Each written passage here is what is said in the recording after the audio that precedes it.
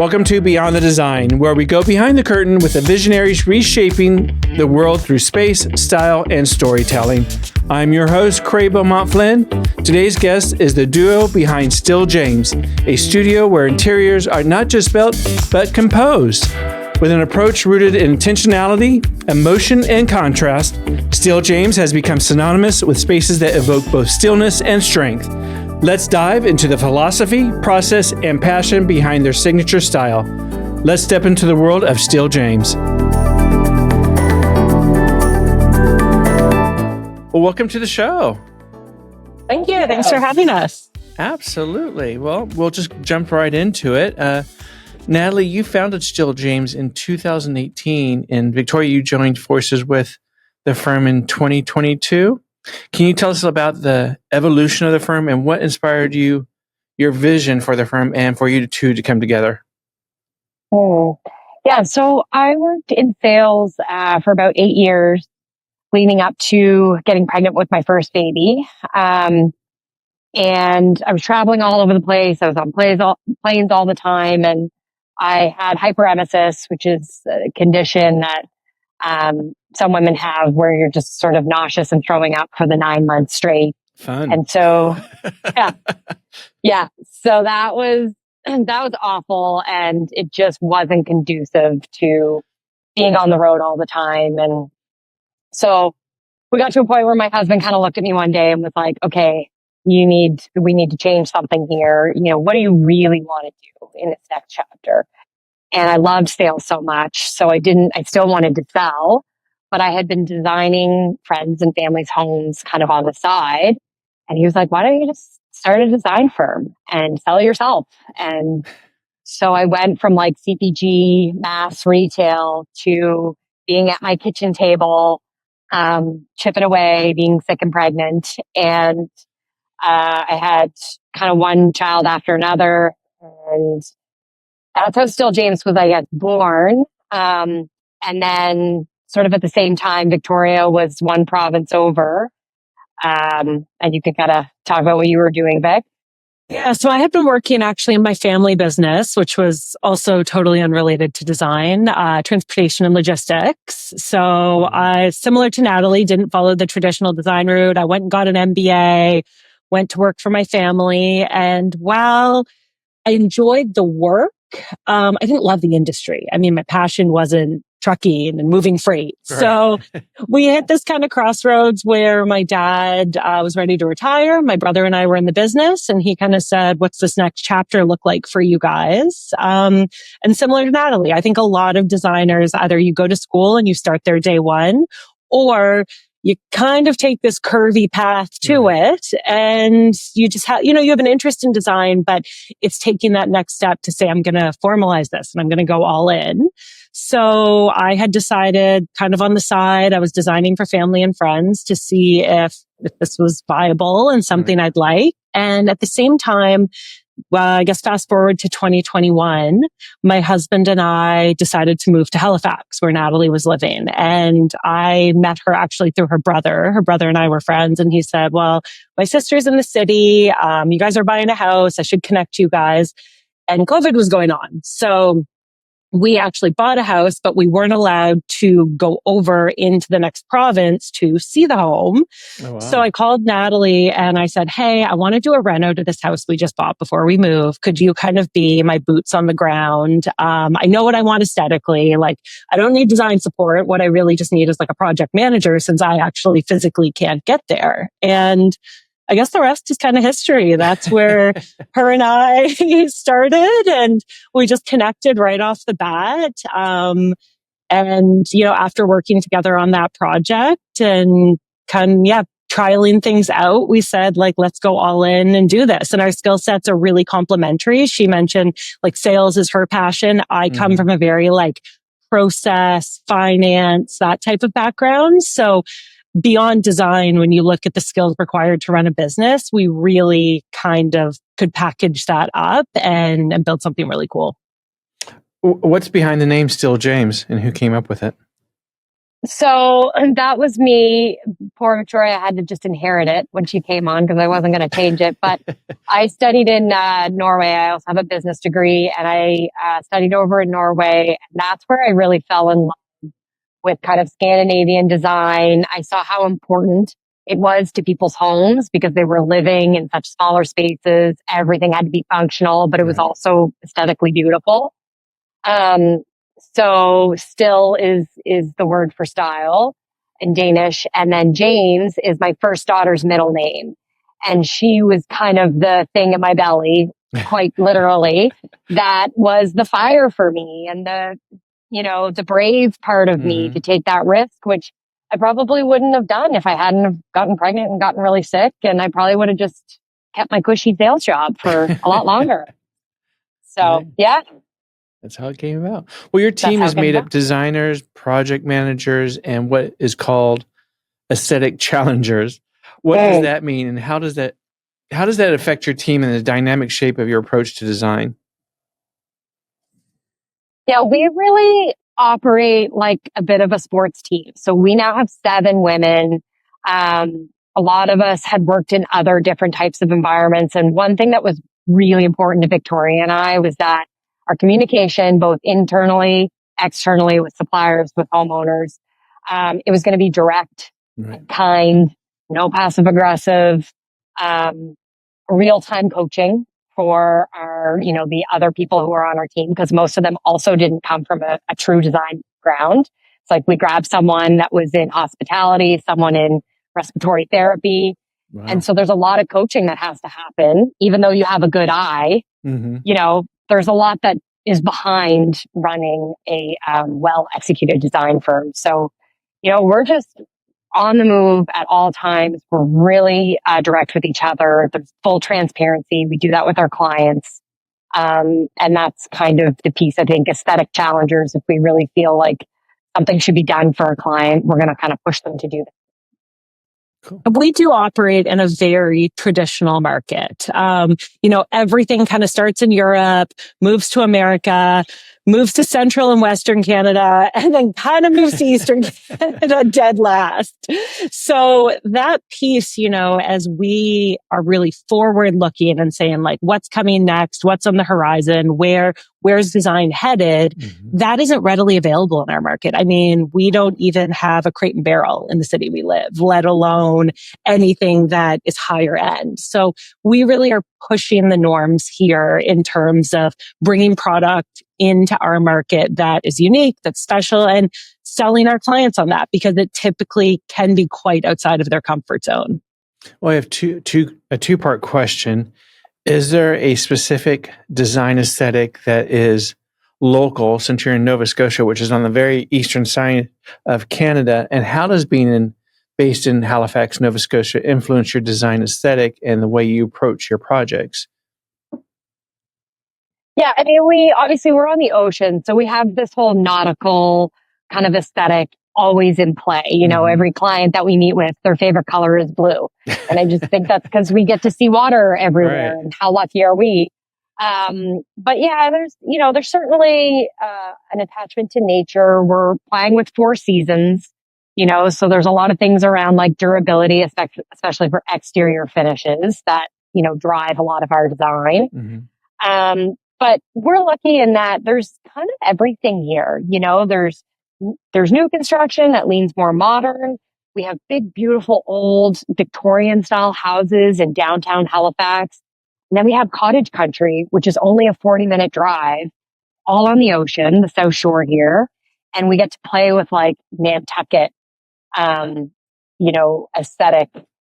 I mean, I would say it's really where Victoria has her cottage, and I've got one. It's like a mini Nantucket. We call it mini Nantucket down on the South Shore here. It looks like Cape Cod, and all of the homes are the shingles. And Oh, wow. Beautiful. yeah, so we're lucky. We get to touch a lot of different aesthetics here. Right. Did you want to add anything, Victoria? No, I think Natalie covered that well. She encapsulated it perfectly. So, given that Halifax, Nova Scotia has its own essence, I guess, and aesthetic because of the location of it, do you find it differs from Western Canada, from Vancouver? since the trail of design and trends comes from the west to the east, where I think in the US, it comes from the west or from the east to the west, usually, and maybe LA first too, is the urban environments. Mm-hmm. Yeah, I would say we certainly lean much more traditional, even to Natalie's point, whether it's the South Shore here, even in the city, the client base that we see, and even the younger clients, everyone, we're not getting a lot of that kind of organic, modern Amber's interior type feel. It is a lot more rooted in heritage. We do homes sometimes where it's fun because you have, this very traditional exterior and you go in and it's really modern. Like, there can be that surprise, but for the most part, we really stick to our roots in this market. And where we like to differentiate that and kind of put our flair on it, is through, to Natalie's point, we talk about functionality, durability, but also sophisticated color. So that's a big hallmark of our firm, in a sense where we don't want to design, I think a good designer can take a Pinterest picture and replicate it, or a good designer, you can look at their portfolio and, it's really anchored in one aesthetic. Because we all do come from a small market, we need to be able to duck and weave a little bit and really tailor what we're doing to our clients. But at the heart of everything we do infuse kind of unexpected moments and color, regardless of what style our clients prefer and what we're designing to. So do you have a lot of clients that bring you a Pinterest or say, I want this, or I want a farmhouse, and it doesn't fit the program that they've told you what they want, but they like the picture? How do you defer them more into their lifestyle and location and the home, I guess, aesthetic and bones, to a picture like, I want my hair to look like this, but it's never going to look like this. This is where Natalie's sales skills serve us well. It's also where the directness comes into play. So Maritimers are really funny people. They're really kind. They have good sense of humor. You don't have to filter a lot. So I get that all the time. And like my first response on that, when I'm in a 2,500 square foot heritage home in downtown Halifax, someone brings me a Pinterest photo and they're like, I think I would like to do this in my kitchen. And I just look at it and I go, well, this is an $8 million Tahoe home that is all new construction with every clean line that you can think of. And this is just not your home. And then they're like, okay, I got it. So let's just grab that and let's go. What do you think? And then I'm like, all right, well, let's just talk about how you live in it first. Because Pinterest is amazing in that it's allowed us designers to design from afar, where we're not in larger markets. So we get to see what everybody else is doing. So it's amazing for that. It also is like a total liability when homeowners are bringing you stuff that is just not realistic for their space. Or you're in a place that's got 8-foot ceilings and they're showing you things that have 14-foot ceilings. Right. And the scale is completely different, but they can't see them. They just see a big, beautiful. Yeah. Sometimes we even get clients bringing our projects we've done, past projects to us, and saying, I want this room that you've already designed. So then it's another conversation to say, well, we're not going to replicate that design in your house, and kind of talking through what elements are they really drawn to. Probably when you break it down, there's, 2 or 3 things in that photo that they love, and the rest we have wiggle room and we can play with. So it's really drilling into, I think a lot of times people see a photo and they don't know why they like it. They just know they like it. So it's having the skill to peel apart those layers and really drill down to like, is it the color palette? Is it the lighting? Is it, the overall feel? And then kind of go from there. So what is your process in personalizing the space for your clients? And is there a Stil James aesthetic that you'd like to incorporate, kind of your stamp of, we've been here? I would say, I go back, Nat always laughs. We don't have an aesthetic and people are like, well, give me something, give me an answer.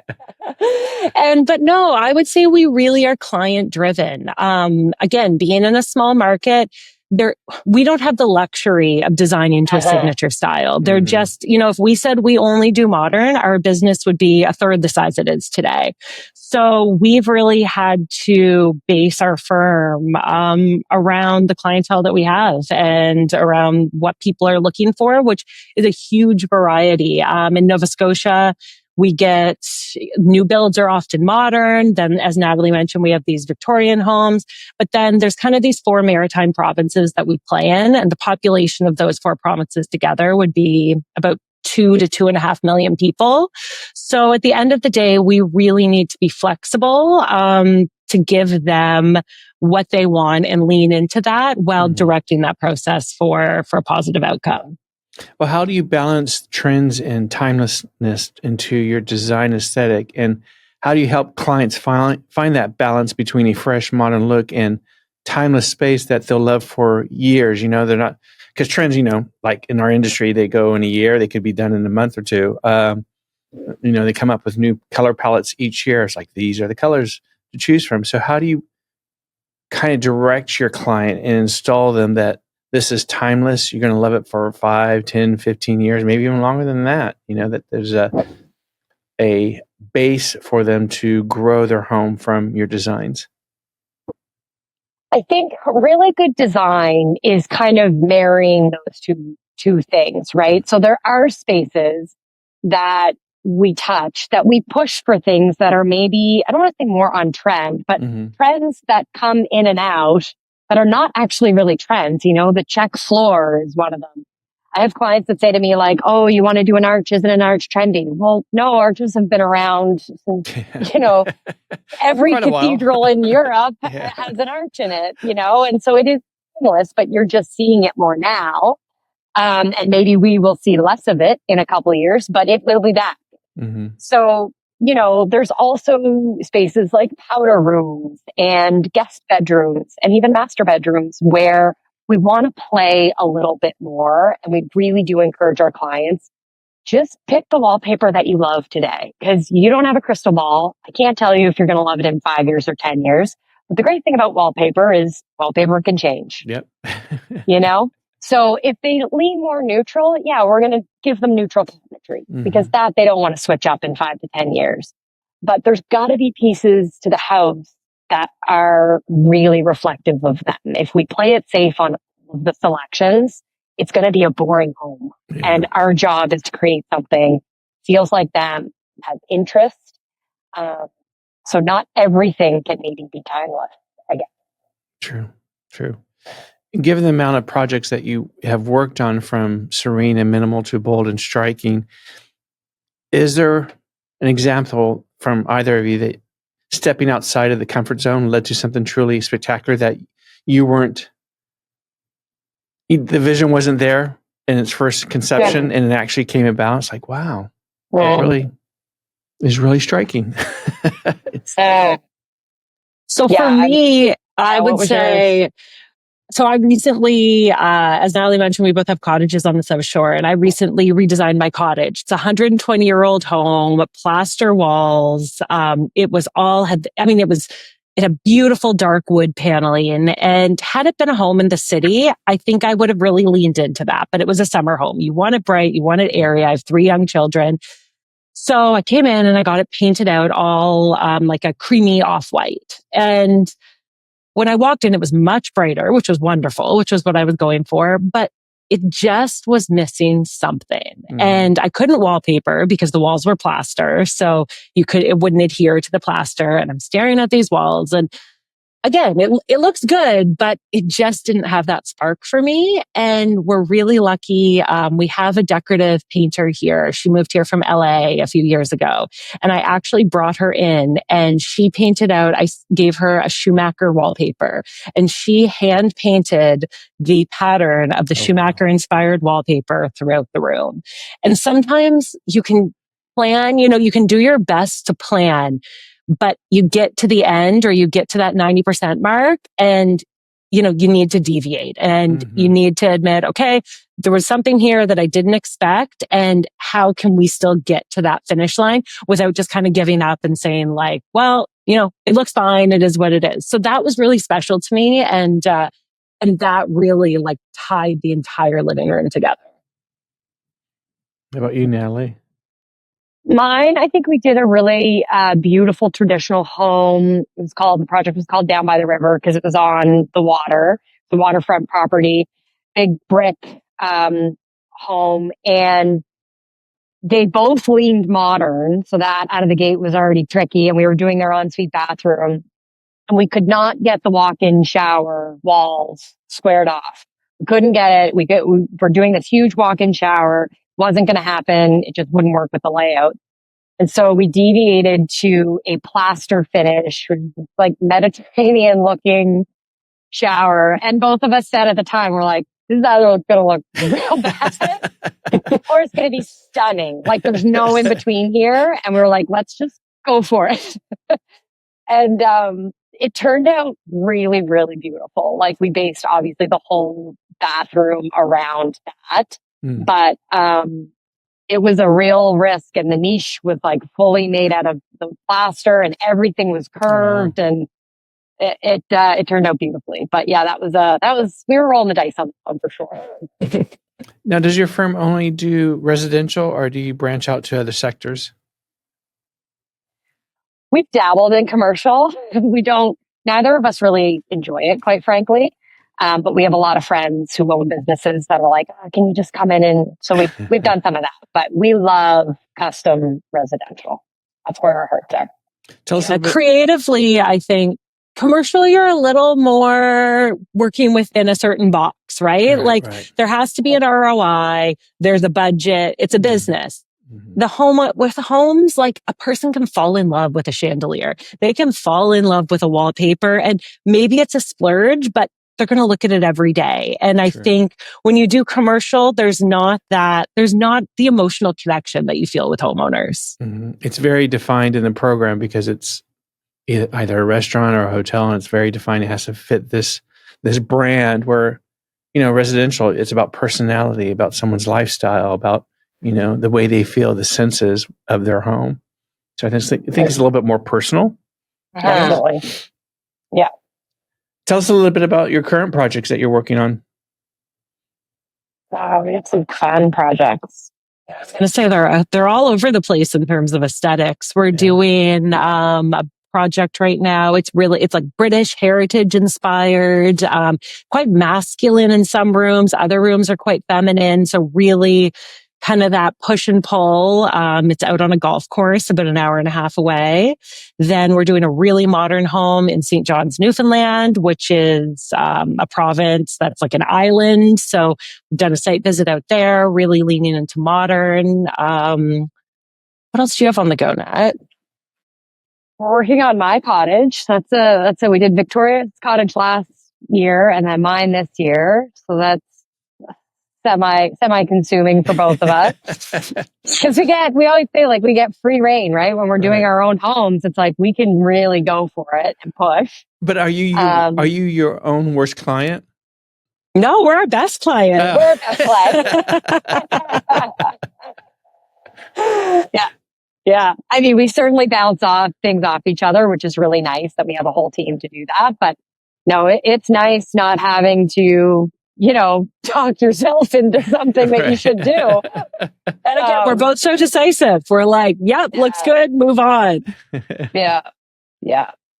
Well, with inspiration constantly at our fingertips and design trends changing so much, given, Pinterest and TV shows and how quickly they change, how do you guide clients in making confident decisions that it's not just a quick fad that's going to dissipate and they're not going to be happy with it because it really doesn't resonate to who they are, their personality, or the home or their environment?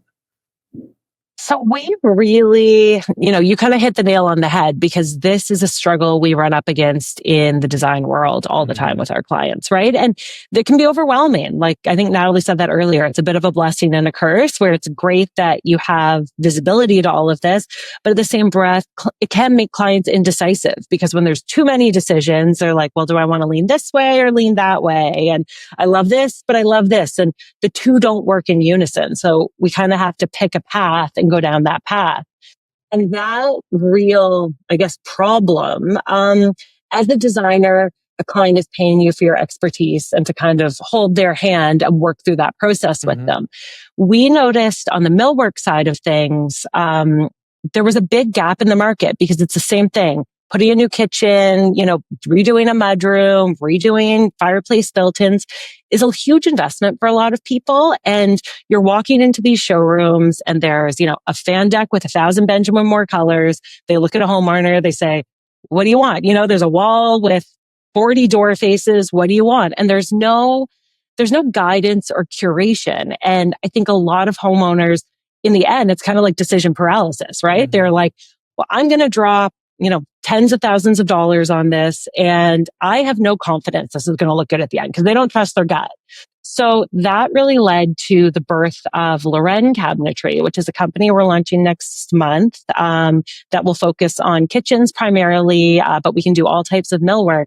And we're really taking that simplification that we have created within Stil James for our clients and applying it to the millwork side. So creating kind of a curation with a designer's eye to give clients a result that they're going to love. Mm-hmm. And Vic's also, in terms of keeping kind of clients in the right lane, Victoria is like a process master. And I think if you're going to build out a firm, so not if you're a lone designer, if you're a lone designer, you can do whatever, you can, and I was doing that for a long time where I go in and be like, oh, let's talk about this. And you just kind of go where the wind blows you and you can give them 10 different options for one selection. But if you're going to systemize things and be able to coach 7 other people on it, there has to be process behind it. Right. And so Victoria has built out a very tight playbook so that the customer is getting the same experience. Maybe you're getting a slightly different eye, but they're getting the same Stil James experience, whether they're working with myself or with Victoria or anybody else on our team. So, the customer service piece is at the heart of it, where we're going in and we're only giving 2 to 3 selections of any given piece. And then we just kind of gear from there, change gears from there. So there's definitely a lot of process behind what we do. And I think all of the really good firms have that baked into every single meeting. Yeah. And the simplification on the cabinetry side that we've taken from Stil James goes around, we're going to have 30 colors. You don't need 10 navies in front of you. This is the navy, right? We have kind of a neutral palette of 10 colors. We have a color palette, let's call it, of really the navies, the dark greens, the timeless colors. We have 5 trendy colors, which will switch up every year. And then we have 5 stains. And we really plug and play with our clients to figure out what works for them. But I think from a process standpoint, some people think less is less, but our philosophy is less is more, because when you're making the right choices, you're going to end up with the right result. Mm-hmm. Very true. You mentioned about your team and your work environment and the processes. How do you foster that kind of collaborative creativity within your firm? Everybody brings something a little bit different, but I think we really start with culture fit. Like when we're hiring, culture fit has just been ginormous. Anytime we've made a mistake on bringing someone in, 9 times out of 10, it's because it didn't work because of a culture piece, not because of a design skill set or lacking of something. So that's kind of number one. And we have a cadence, again, back to process, a cadence of meetings. We have a huddle every morning on Monday where we get everybody together. We run through our project, and we're a little bit unique in that, although I'm the creative director, we really give a lot of autonomy to our designers to go from A to Z on that design, process. So I'm not just looking for someone to go out and execute my ideas. Right. I think that would be a really boring way for us to do things. I certainly have eyes on things that are expensive and things that could possibly cost us a lot of money. But overall, our senior designers, they're starting with the design, they're going to pull in who they believe is the best fit, both for the client in terms of personality and aesthetic. So back to this customer service piece, it's not just about saying we've got a modern client, let's give them a designer who specializes in modern. Who's going to work really well together so that everybody enjoys it, right? So we have this senior designer on our team who has a ton of patience. She's very detailed. She's very, very thorough. She loves looking at tons of fabrics. And I'm the opposite. I'm like, we got to move. I am in and out. I can bang out a hose really, really quickly, but that's not always the right fit for a specific type of client that wants a more patient approach. And so we start with the human aspect of it. What's the right thing to do here for the customer service side, the experience side? And that's kind of how we collaborate internally. Yeah, I would agree with that. And, there's another piece too where there's no real hierarchy. Like, there's no ego. And, a junior designer could bring an idea to Nat and say, I think we should do it this way. And, we make the change, we deviate if it's the right thing to do, but really fostering that culture from day one and an environment where people are comfortable doing that because I've worked in places where you'd never say that to your boss or you just do what you're told, right? You're kind of the good soldier. So yes, we all have titles, but at the end of the day, we all are working together really, really collaboratively. What has been the biggest lessons in scaling your business while maintaining a high level of creativity and service? Oh, for me, it's document everything.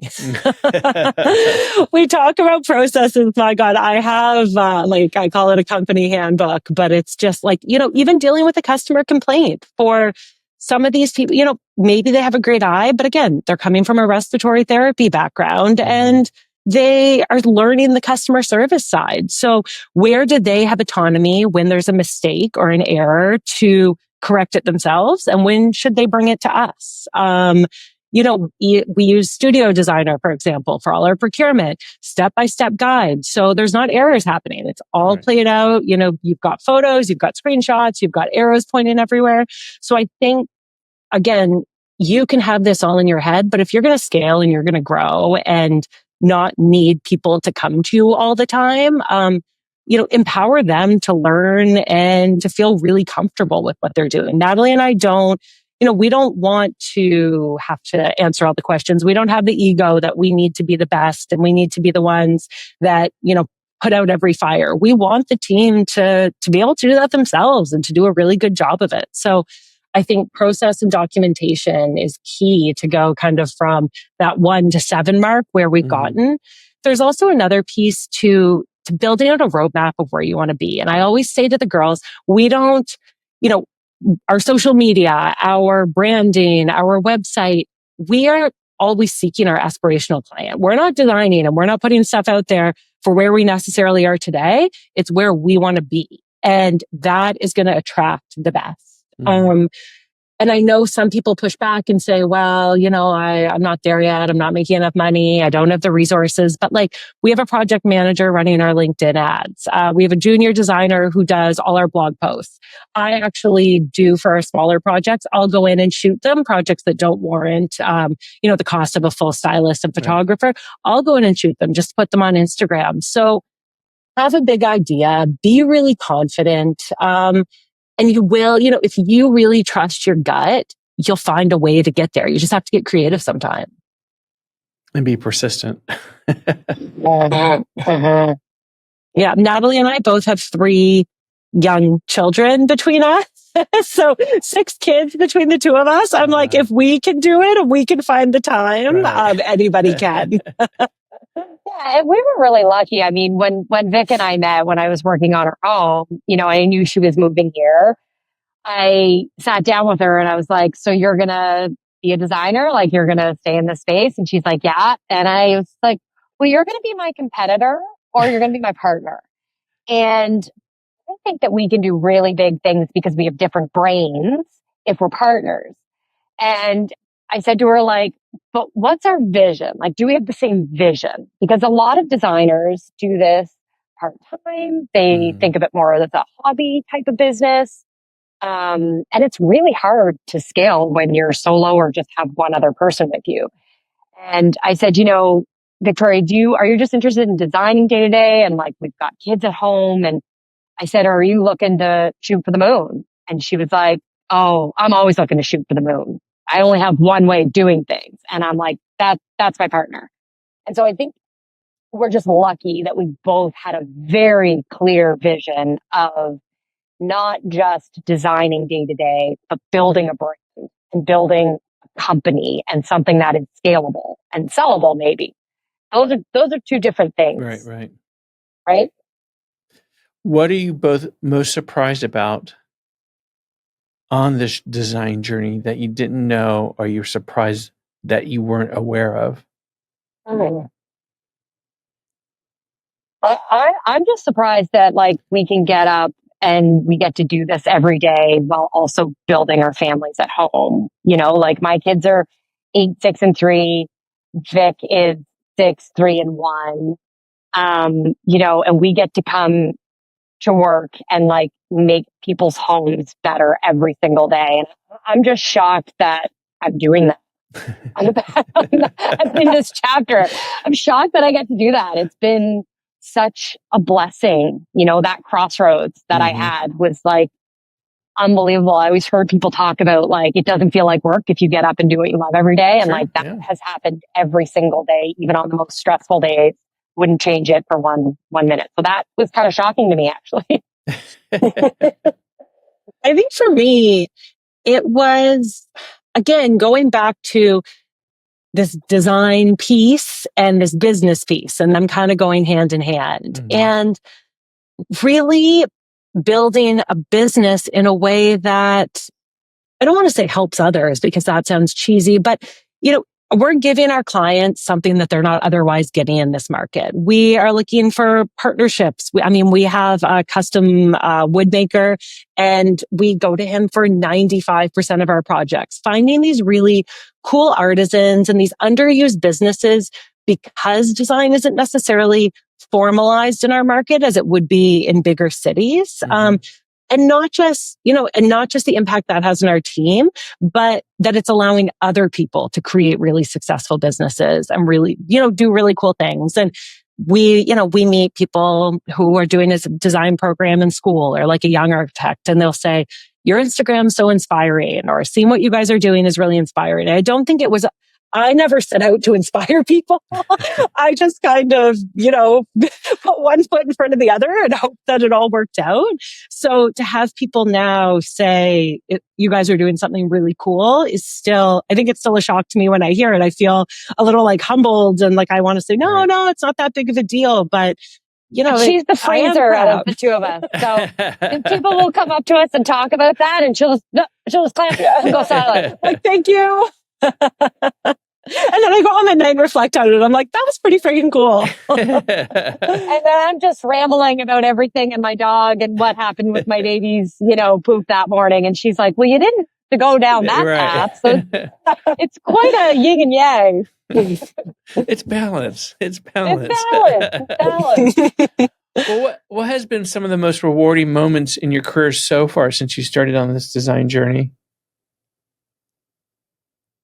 The features are pretty cool when that starts happening. It's just, there's a sizzle factor there, but it's cool for us. Like I read House and Home, religiously since I was like 14. And, I just saw when Vic and I started, I was like, I really just want to be in House and Home. It could be with any project. It doesn't have to be my project. I don't know, for whatever reason. And sure enough, Victoria's cottage is going to be featured in next month's issue.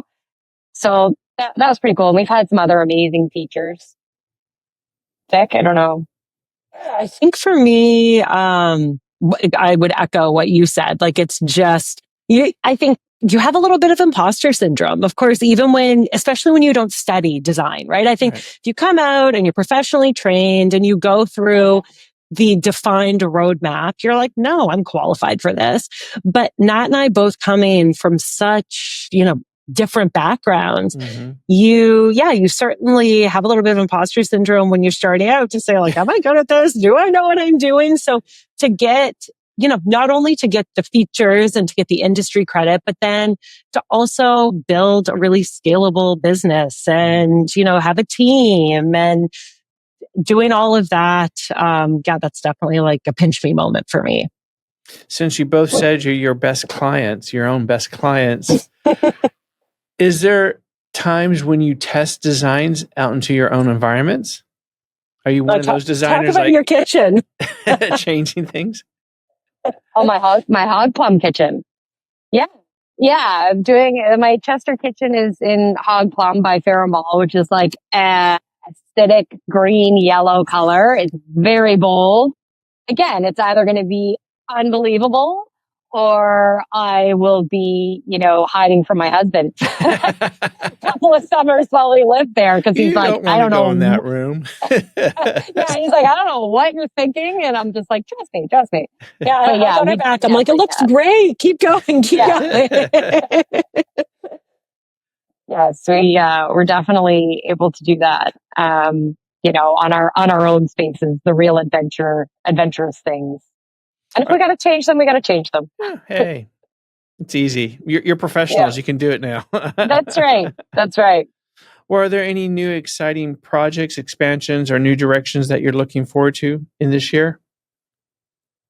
The millwork company is really exciting for us. Launching that next month. We've been kind of hard at that for the last year, really. And Victoria really kind of builds out the baby from the back end. And then she kind of hands it over to me and she's like, go sell it. Go get this out there. we need some money to pay for this. So it's been really fun to watch that come to life. Every time something new comes in the door, like the website is ready, the logo is ready, and here's the marketing plan and all of those pieces of the puzzle. That's been really fun. And also I think watching our team grow and, we put a lot on empowering other women, specifically women, because that's who we happen to have on our team. But women from different industries coming in, becoming a designer, letting go of that imposter syndrome. They learn the playbook, they have an amazing eye, and one day they're just a designer. Like that has been amazing to watch the team grow in that way over the last few years. It's been really fun. Now, do you just primary your focus on work and clients in Nova Scotia, or have you started going into other provinces? Yeah, we hit all the 4 provinces in the Maritime. So Newfoundland, we're both actually from New Brunswick. We're not from here. So we have a lot of projects in New Brunswick and Prince Edward Island, which is a small island here. So and then we have a couple projects actually in the US, in Florida, just through personal networks there. So we kind of get to dabble in a different aesthetic there, which is really fun. And we've had a couple clients reach out from Vancouver. People pop up from the woodwork when when you're a designer. I've noticed it's like people that I went to high school or graduated college with. They're like, I'm living in Surrey, BC now, and I need you to help me with this. And I'm like, okay, let's do it. That's kind of fun. Is there any location that you want to work in that you haven't had the opportunity to as of yet? Oh, I know what Vic's going to say, Palm Beach, because that is her favorite aesthetic is Palm Beach. I like anything European, anything that's like marble everywhere and kind of tarnished and burnished brass. And, if I had a friend that happened to be living in Europe, I would be on a plane tomorrow. Instantly. So, Victoria, was there any place that you would like to work that you haven't yet, or a type of project? I love leaning into different moments. Like Nat said, Palm Beach. I love the color. I love the vibe. I love the aesthetic. And that was really what my cottage was designed after. I obviously couldn't put palm trees on like a very like nautical East Coast cottage, but I took that color palette and used that as inspiration in like this very traditional 120-year-old East Coast home. So it's not so much the location that matters to me, but it's getting these projects that are so different where you're like, how can I turn this into something that hasn't been done before or think about this differently? And again, I mean, I would love to do a project somewhere warm just so I could leave Canada and get some sun for a little bit. Some warmth. Yeah, I would never say no to like a sunny destination site visit. Right. Well, unless it's the heat of the desert and it's 120, I think that would be a shell shock for your system. Yeah, maybe not that. Yeah. Well, for people who are just starting out in interior design or even homeowners looking to create a space they love or looking for a design team, what's one piece of advice you'd give them? Aspiring designers, I meet with a lot of designers here in the city, even that are looking to get into the space because it is such a, mentally, there's not a lot of barriers to entry actually, but mentally for a lot of people. And, it's a little more female dominated and women are, we're sort of taught to like, you go to school and then your job is kind of within that same lane. And, I have so many people saying like, where did you just like start it? And like the answer, which is so annoying, it's just like, you just have to start one day. Just have to just do it. Like knock on your neighbor's door and be like, can I refresh your living room? Can I, just start with the basics of furniture and lighting and paint palette and put one foot in front of the other. And, I think what Vic and I have really learned is so much of design is like grit and stamina and hustle. And like people don't really talk about that. I don't know. Like it's not about picking pretty things every day and shopping online. And, it really is about, can you get in, roll your sleeves up and like do the hard, small jobs first so that you can cut your teeth, make the mistakes and then be better on the next one. And then eventually it just kind of snowballs and you just gain this confidence where I walk in now, I still shouldn't be doing this, but I walk in now and I'm like, blow that wall out, move this shit. And the contractor's are like, hold on. But like, that is where you get to because you touch enough things that what's load bearing and how to open things up in a way that will really enhance your design. So that's kind of what we tell aspiring designers. And I think you got to tune out the noise. Like I remember, the day I started an Instagram page for my design and you're like, what are people going to think? What are people going to say? Like, this is crazy. Like I didn't go on Instagram for like 48 hours after I started. Not that anyone, I had like one follower, my mom probably, but if you like, you're comparing your day one to someone else's day 1000, you're never going to get there. You need to put one foot in front of the other. You can't compare yourself to what other people are doing. You can't compare, what is somebody going to say? You just got to keep your blinders on and go for it. Right. Well, is there anything either one of you would like to share or tell our audience before we wrap up? No. Something a little bit more about, no, something. I'm like, are we going personal now? Where is this interview going? I'm not Oprah. I'm not going to make you cry. we just had a new project manager start. We went around the table. What's your best party trick? I'm like, we're not doing that here. Yeah. Well, something about Stil James that I haven't asked or you want to put out to the world so they know about you. Natalie will bring her sledgehammer to your home. I should not be left alone on any of these meetings. One thing I think that would be helpful for anyone listening that's looking to get into design in terms of building out a team, one thing that we did, I think that was really smart was we started with a contractor with all of our designers. And so, we happened to hire women who were just starting to have kids and they couldn't give full-time hours. And it was a way for us to keep our overhead down by saying, okay, like however many hours you want to work this week, you can work as long as your project is moving along. That was one thing that we did. And we had a team of 5 designers who were all on a contractor model, compensation model. So that was really helpful to Victoria and I. We were able to build a profitable business really out of the gate because we didn't have these. We also were working out of my sunroom for the first 4 years. We didn't have an office space until this year. So we were really scrappy the way we started, which I think is really helpful because a lot of the noise that you hear is like, you can't make any money as a designer. Well, you can. You just have to kind of be scrappy for a little while until you get to a certain level where you start to need to spend and need to invest in office space and salaried workers. But I think that was really a good thing that we did.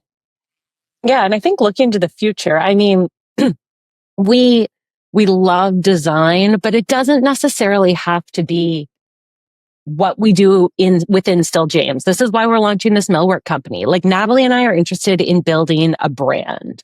So, it's not going to end with interior design and millwork. There's going to be something else and there's going to be something else. So if you love what we do, I mean, follow us, but like stay tuned. I'm excited for the future, and we both have really big dreams, and we're going to get there. Well, Victoria, Natalie, thank you for coming on the show today. It's been a pleasure to meet you and have you with us. And much continued success to you both and to Stil James. Thank you so much.